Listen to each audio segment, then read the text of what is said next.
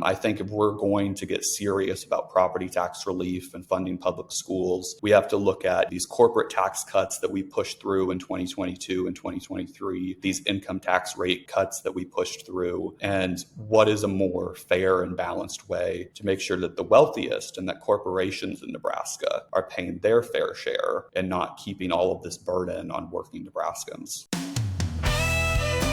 Educate, inform, inspire. The Dan Parsons Show, a podcast that lifts up instead of tearing down. Hey, thanks for tuning in to the Dan Parsons Show. I'm your host, Dan Parsons.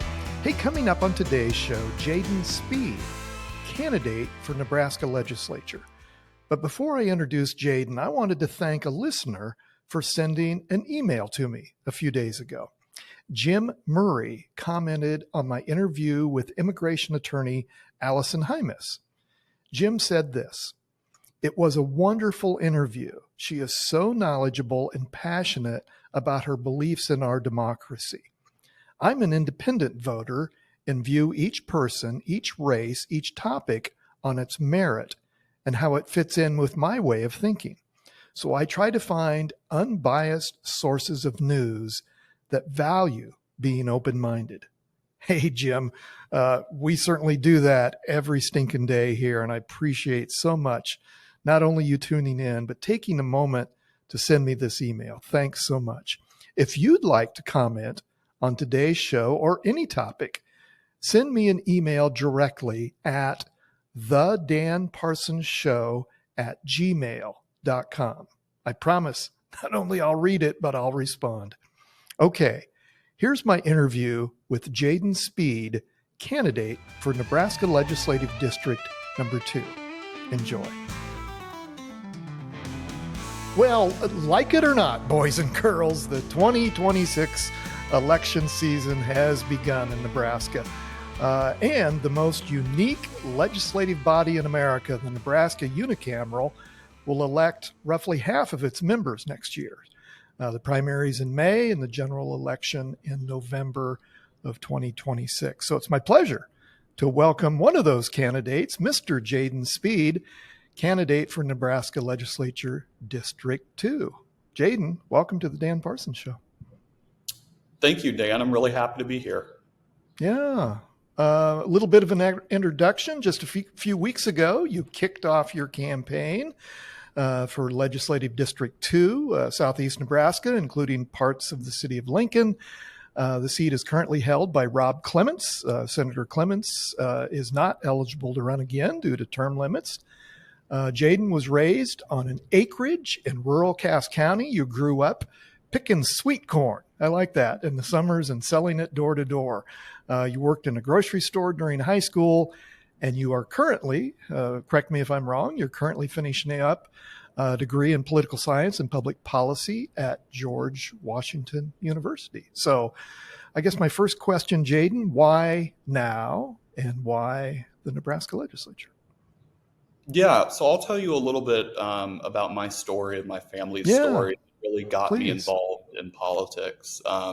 So I'll start off with my grandparents. We're fifth generation Nebraskans. My grandpa was in the U.S. Navy. He served in the Vietnam War, and he came home and he worked in a factory outside of Lincoln for 40 years. He was a machinist.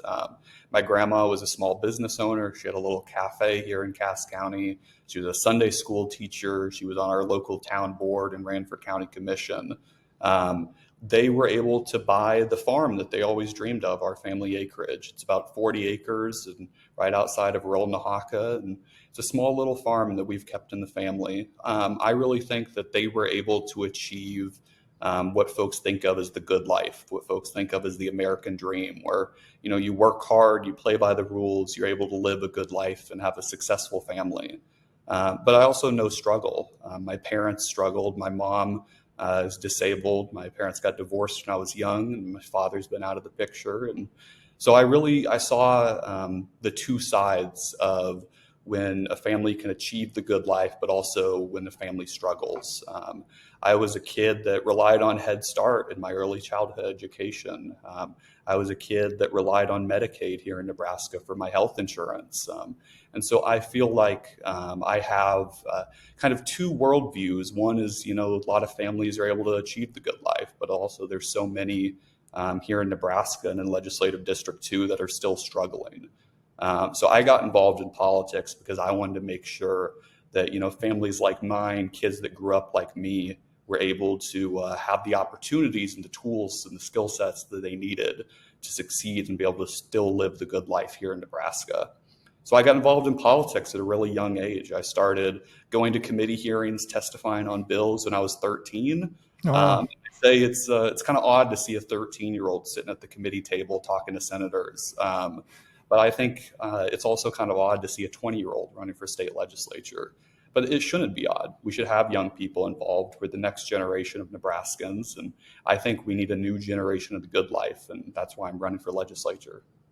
Well, that's an amazing story, Jayden. Thanks for sharing it with our audience because, wow, that is remarkable. I never have run for political office, but I also got involved in politics, at least the interest in politics at a young age.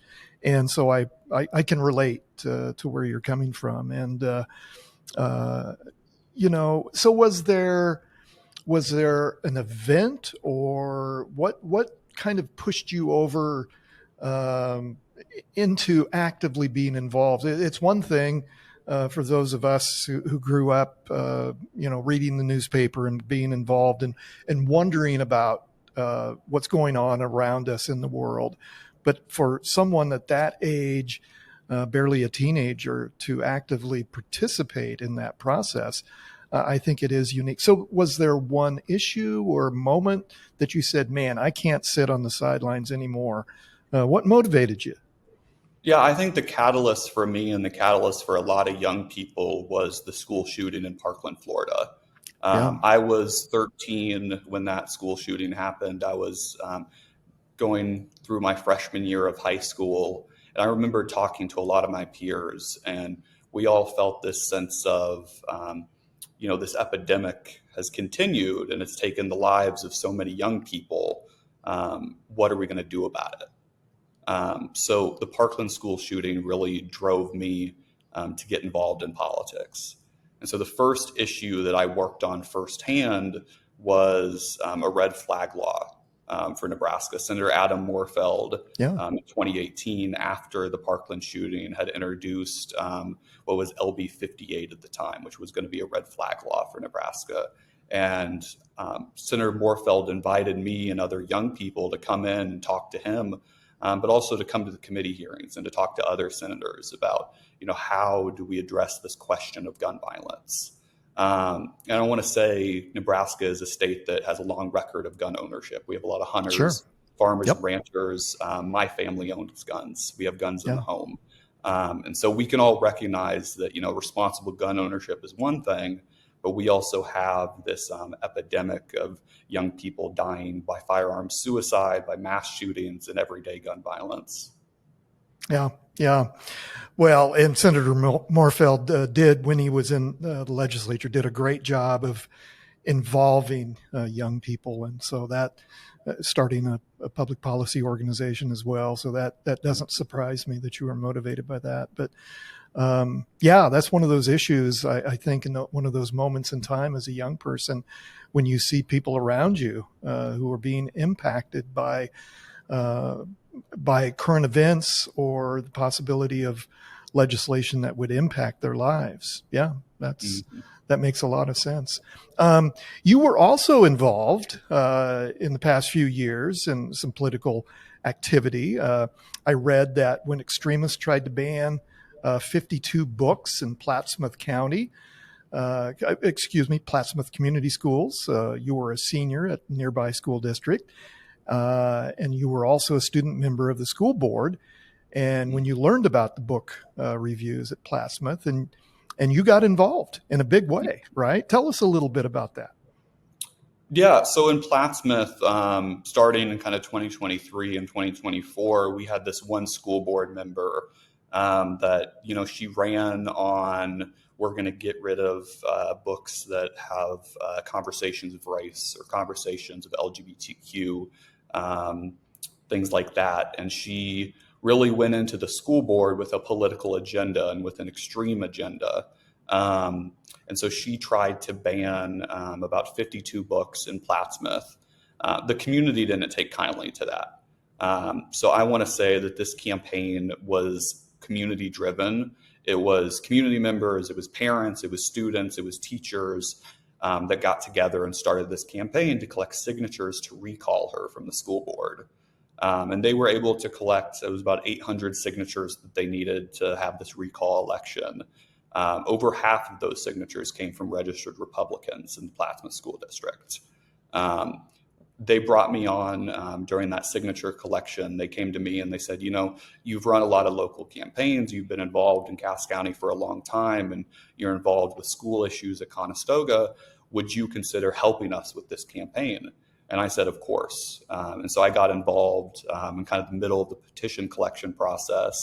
And I was going to school at the time. I was in my freshman year of college, so it was a lot to juggle. But over my winter break, that December and January of December 23 and January 24, we ran a campaign to recall her from the school board. We called voters, we knocked on doors, we wrote postcards, and we were successful in that election. We got 62% of the vote in the Plattsmouth School District to remove her from the school board.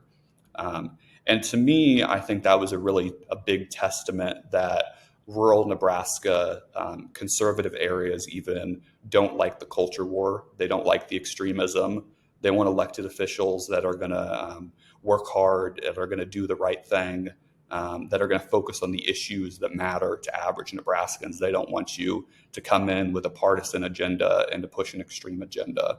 And so we won with 62%, and the majority of voters in that election were still registered Republicans. Yeah. Yeah. Well, that's impressive. Well, what's also impressive, Jayden, is that kind of campaign experience at a young age. Again, by the time I was in college, I think a lot of those of us who have this bug of political activity, political activism, maybe we were involved in doing things, but I wasn't running campaigns when I was in high school. So that's pretty remarkable. Well, maybe talk a little bit about your district, the makeup of the district, maybe the boundaries for those of us who aren't familiar with it. And and then we'll get into a little bit more about the campaign. Yeah, so let's start with the geography of District 2. So District 2 is all of Cass County, and then we go into Lancaster County and the city of Lincoln. We come into Lincoln to about 84th Street on the west side. Our northern barrier is Highway 6 in Lincoln, and our southern barrier is Van Dorn Street.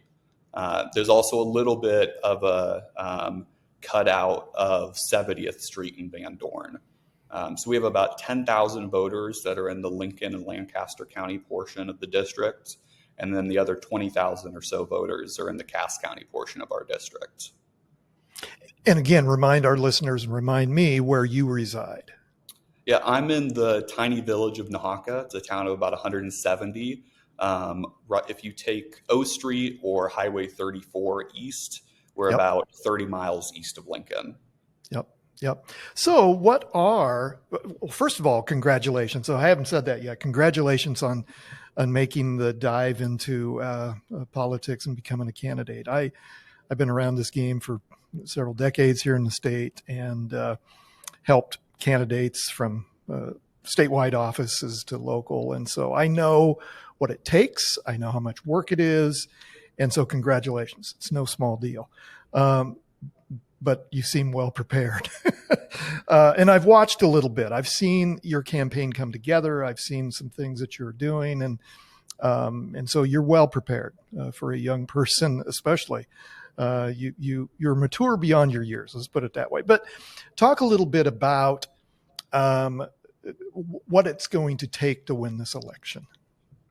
Yeah, so District 2 is an uphill district for a Democrat or a progressive.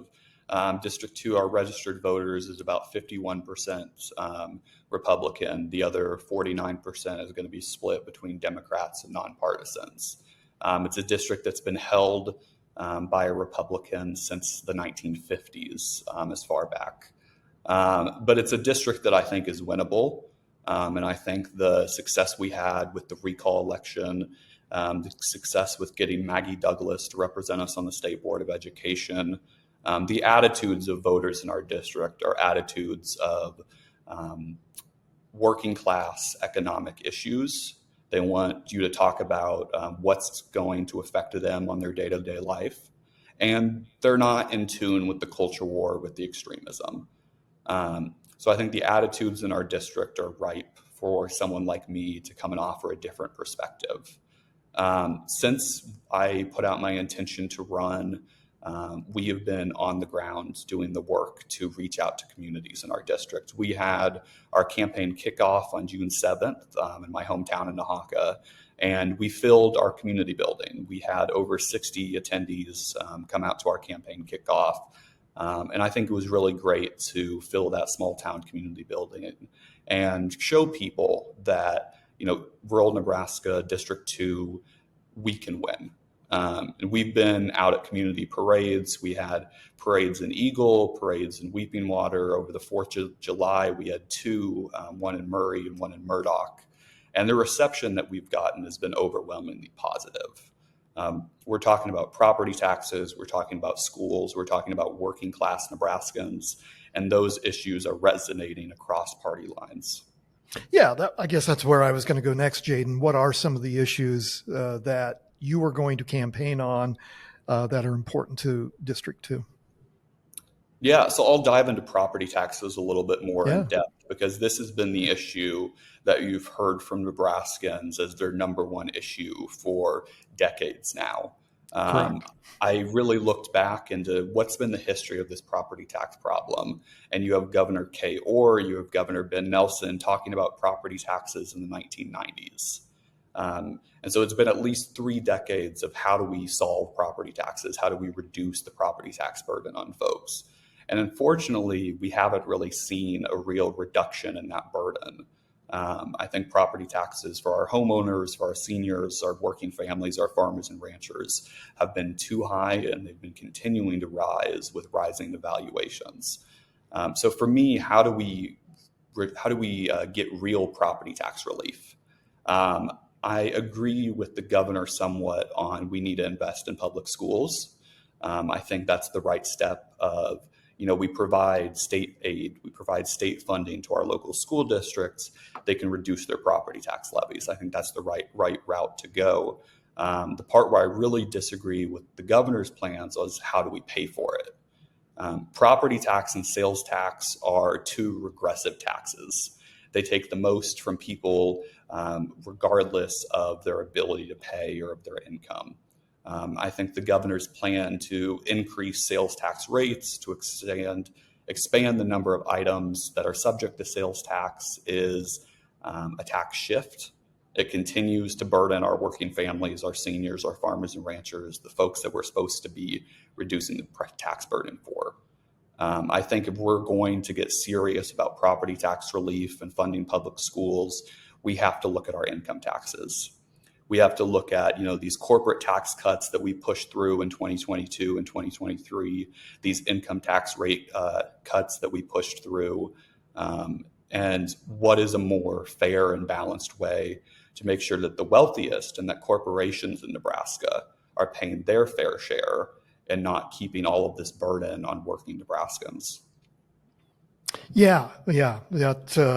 Well, we even have recently announced, I think it was just last week, the EPIC movement that tried to get the ballot issue on the ballot last year, which they were not successful in collecting enough signatures. But if I remember correctly, it would actually do away with property taxes and replace it with other taxes. And so anyway, that people continue, as you duly noted, to talk about property taxes, and it continues to be a topic of discussion. Okay, what other issues do you care about? Do you think the people in your district care about? Yeah, so the number 2 and the number 3 issues for me is education and supporting working families.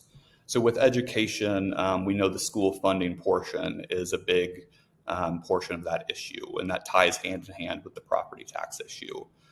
For me, education also means supporting our local teachers, making sure that we're investing in them, we're retaining teachers. And it means that we're not fighting a culture war in our schools. The state legislature has kind of seen or taken on this role of, we need to put all these mandates on local schools. We need to put mandates on what you can teach, what books can be in your library. There was even a bill to criminalize teachers and librarians for giving books to students that the state deemed as obscene. I think that kind of political attacks, partisan attacks on our schools and our teachers is wrong. We know that, especially in rural Nebraska, your local school is the centerpiece of your small town. That's where the community comes together for football games, for concerts, for events. Your small town school is one of the most important things in your community. And if the state legislature is going to be pushing these political attacks, I'm going to be someone to stand against that. Yeah. On to working people and working families, I think we know as a state, we're hemorrhaging young people, we're hemorrhaging young families. And the way we retain them is by making Nebraska a more attractive place and a more affordable place. And that means we have to invest in child care. We have to invest in affordable housing. And when voters vote for things like a higher minimum wage or for paid family leave to give workers just a little bit of a leg up, the state legislature has to stand beside those working families and the voters of Nebraska. Yeah. Well, yeah, one of the themes that came out of this most recent legislative session this year was denying the will of the people on several issues that the ballot measures approved, including some of the things you talked about, and medical marijuana, which is still struggling to get regulated and to fight court cases here in Nebraska. Along those same lines, you mentioned before the culture wars, and yeah, let's face it, the Nebraska legislature dove in pretty good in the last few sessions about some of those issues, which has led to not only rankus disagreements amongst lawmakers in this traditionally very congenial body of the Nebraska legislature. There's only 49 of us, like I said in the opening, the most unique legislative body in America, and pridefully organized not on political parties, but independent thinking and the ability to reach across party lines and get things done. However, the rancor and the vitriol against not only fellow lawmakers, but from the public has continued to just accelerate across the country. Obviously, we know that. And to the point where those horrific assassinations took place up in Minnesota. So I guess just a broad question, Jayden, as we kind of wrap up here, of what can we do about the political discourse in this country today, and starting with your potential fellow lawmakers in the Nebraska legislature? Mm-hmm. You know, I'm one of those people that I really believe in the ideal of the nonpartisan unicameral. I think the vision of Senator Norris was profound. I think we're really lucky in Nebraska to have this institution. But as you described, this institution has been degraded over the past several years. I think here in Nebraska and at the federal level, and a lot of our politics has become less about how do we pass bills that help people? How do we pass bills that make a difference in our community? We used to have a disagreement about what was the best way to do that, or what was the best way to kind of provide relief to groups of people. And now our conversations are about which people do we isolate? Which people do we kind of pick as the new boogeyman this week? And I think that's wrong. I think most people know that's wrong. I think I talk to Republicans, Democrats, nonpartisans, folks of all ideologies in District 2 and in other parts of Nebraska, and they really just want state senators that are going to be honest. that are going to approach their conversation with civility, that are going to care about the voices of the people in their district and do their best to improve the lives of people in their district. Unfortunately, I don't think, or at least I don't know, that a lot of our state senators or a lot of our representatives at the national level are still trying to do that. I think a lot of them are trying to get ahead politically, trying to get ahead personally. A lot of them are listening to what their party leadership is telling them to do and telling them how to vote instead of voting their conscience. I think if we're going to get into a position where Americans and Nebraskans have faith in our democracy again. I don't know if you've seen, but there's been some polling recently that faith in our democracy is at an all-time low. And I think if we're going to get Americans back on board of, we have to have the strongest democracy in the world, we have to approach our politics differently. It has to be less about fighting battles, less about pushing an agenda, and more about how do we come together, how do we compromise, how do we pass bills that actually help people in our districts and in our state. Yeah. Yep. If only we can get to that point, that would be good. It starts with electing different people. That's right. Yeah. Well, Jayden, before we let you go, how can our audience learn more about you and get involved in your campaign? Yeah, so my website is just speedfornebraska.com. On there, we have links to all of our social media, links to our Act Blue donation form, and also a form to sign up for our email list or to sign up to volunteer. You could also reach me if you have any questions for me, if you have anything that you want to tell to me directly. My email is jayden@speedfornebraska.com. Very good. Jayden Speed, candidate for the Nebraska Legislature District 2. Pleasure to meet you. I hope to be able to see you out on the trail and get to meet you in person, Jayden. But thanks for taking the time to chat with our audience today. And hey, best of luck on this journey that you're on. I appreciate it very much. You taking time to help our audience know a little bit more about you. Thank you. It's been great to chat with you today. Hey, thanks, Jayden, for joining us on the show today. And best of luck to you on your race for the Nebraska Legislature. Hey, say thanks to the Parsons team who made this show possible. Chase Porter, executive producer. Ike Simonis, producer and graphic design. Panology Tech Solutions for their technical help and equipment. And Kim Remington, Kim Remington, Parsons Public Relations Director of Operations. And most of all, thanks to each of you for your support and for tuning in. Okay, that's today's show. Now go do good things. I'm Dan Parsons.